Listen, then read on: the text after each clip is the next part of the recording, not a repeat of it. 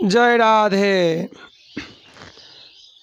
এই সংসারে আমরা সকলেই শান্তি খোঁজার চেষ্টা করি, সুখ খোঁজার চেষ্টা করি। সারা জীবন সেই সুখ এবং শান্তি খুঁজতে খুঁজতেই আমরা ক্লান্ত হয়ে পড়ি, কিন্তু মনের মতো সুখ এবং শান্তি আমাদের কাছে প্রায় অধরাই থেকে যায়।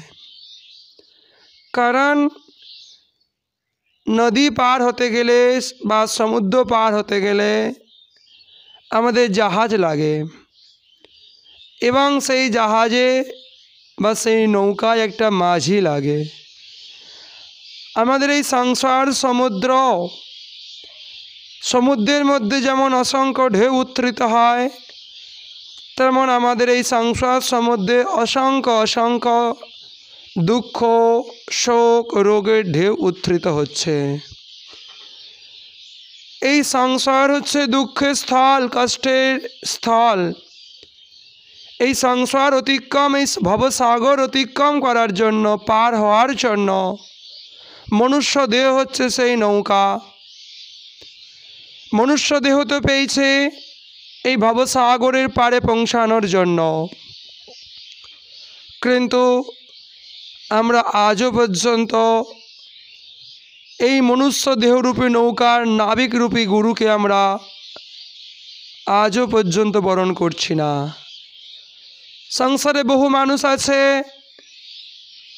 যারা গুরু কি বস্তু সেই বিষয়ে ধ্যান নাই, কেবলমাত্র আহার বিহার ভয় মৈথুনের মধ্যে জীবনকে অতিবাহিত করে।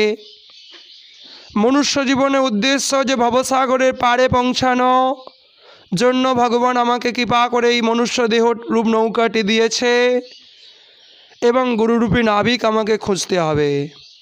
তাহলে আমি এই দুঃখময় ভবসাগর অনায়াসেই গুরু কৃপা এবং ভগবত কৃপায় পার হয়ে যেতে পারি। সেই জন্য আমাদের যে ইন্দ্রিয়গুলো রয়েছে, সেই ইন্দ্রিয়গুলো দ্বারা আমরা যে বিষয়ের চিন্তা করছি, ভোগের কথা আমরা যে চিন্তা করছি, সেই ভোগের কথা চিন্তা করতে করতে আমরা ইন্দ্রিয়ের দ্বারা চালিত হয়ে মাঝিহীন এই নৌকা, গুরুহীন এই জীবন মাঝিহীন নৌকার মতো, যেমন নৌকাকে ঘূর্ণাবর্ত এসে ঢেউ এসে নদীর মধ্যে তলিয়ে দেয়, ঠিক তেমনই গুরুহীন আমাদের এই জীবনকে একটির পর একটি দুঃখের ঢেউ এসছে, দুঃখের ঘূর্ণাবর্ত, শোকের ঘূর্ণাবর্ত এসে আমাদের জীবনকে তছনছ করে দিচ্ছে। তাই আমরা প্রকৃত সুখ শান্তি পাবো কী করে? আমরা তো ভবসাগরে পাড়েই পৌঁছাতে পারছি না, বা পৌঁছানোর জন্য আমরা গুরুচরণ আশ্রয় করছি না। আমরা কেবলমাত্র ইন্দ্রিয় ভোগ সুখের পশ্চাতে ছুটতে ছুটতে জীবনকে অতিবাহিত করছি।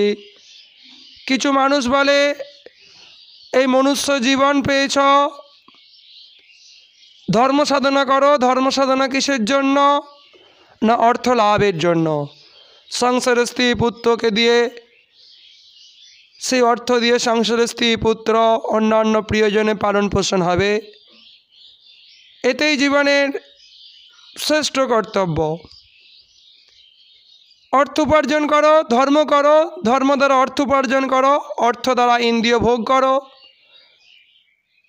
এতেই জীবনের শ্রেষ্ঠ আনন্দ এবং শ্রেষ্ঠ সুখ। এরূপ যারা বলে তারা মহামূর্খ, তারা অজ্ঞ, তারা পারমার্থিক বিষয়ে বৃন্দুমাত্র তাদের চেতনা নাই। তাই তারা ধর্মকে কেবলমাত্র অর্থ উপার্জনের কাজেই লাগায়।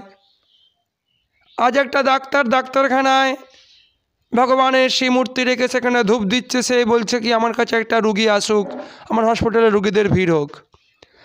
একটা বেশ্যা, সেও সকালবেলা ভগবানের মূর্তিতে রজনীগন্ধার মালা পরিয়ে দিয়ে সেও বলছে আমার কাছে যেন সৎ ঘরের ছেলেগুলো আমার প্রতি আকৃষ্ট হোক, সবার যেন ঘর ভাঙুক।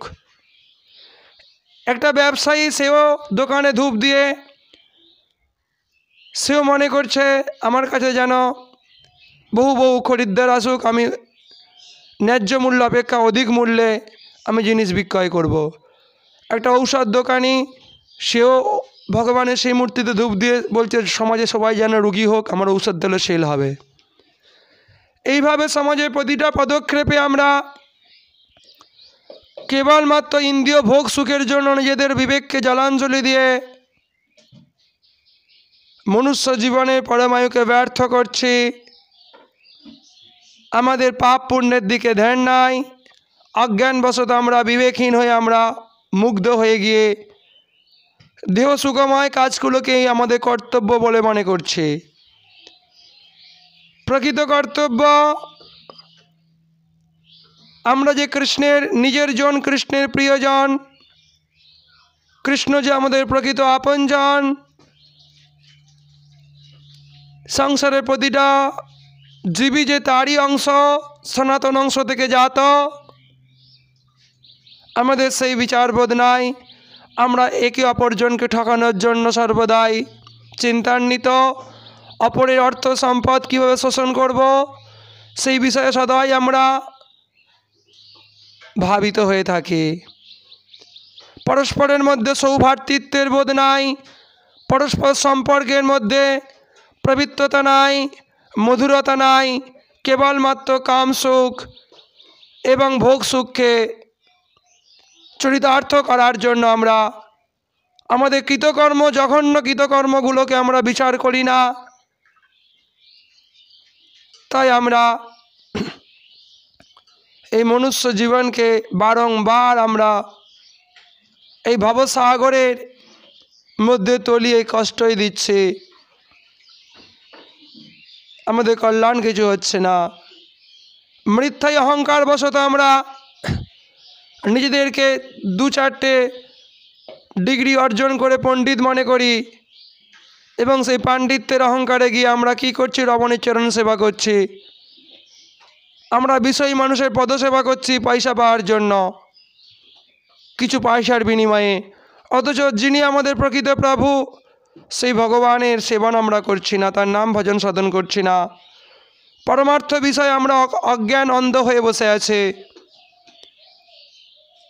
তাই পারমার্থিক বিষয়ে আমাদের যতক্ষণ না জ্ঞান থাকে ততক্ষণ পর্যন্ত আমরা যা কিছু আচরণ করছি, ভগবান বলছে আমরা চুরি করছি। কারণ এই সংসারে যা কিছু বস্তু সবই ভগবানের দেয়া বস্তু। আপনি মাতৃগর্ভ থেকে খালি হাতে এসেছিলেন, আর এই পৃথিবী থেকে যখন চলে যাবেন তখন খালি হাতেই যাবেন। তাহলে মাঝখানে যতদিন জীবিত আছেন ততদিন খালি আমার আমার বলে চিৎকার করে খালি চুরি করছেন, অথচ একবারে বলছেন না সবই ভগবানের বস্তু। বাড়ির মালিকের বস্তু নিয়ে আপনি আগেই ভোগ করে নিচ্ছেন, সেই বাড়ির মালিককে উপেক্ষা করে আপনি তার সামনেই বলছেন আমার আমার বলে চিৎকার করছেন। এ তো আপনার চুরি করা হচ্ছে, তার সামনে, চোখের সামনে চুরি করা। ভগবান গীতার মধ্যে সেটাই বলছেন, তৈ দত্তন প্রদায়ভ্য য ভুঙ্ক্তে তেন এই বসা যজ্ঞা শিষ্টা সিনসন্ত মুচ্ছন্ত সর্বকিল বিষয়ে। যে তৈ দত্তন প্রদায়ভ্য, সবই তাঁরই দেয়া, সবই সেই পরমাত্মা ভগবানের দেয়া। সেই পরমাত্মা ভগবানের মধ্য দিয়ে দেবতাগণ আমাদেরকে সেই ইচ্ছাগুলো পূরণ করে, পরমাত্মার বস্তুগুলো প্রদান করে।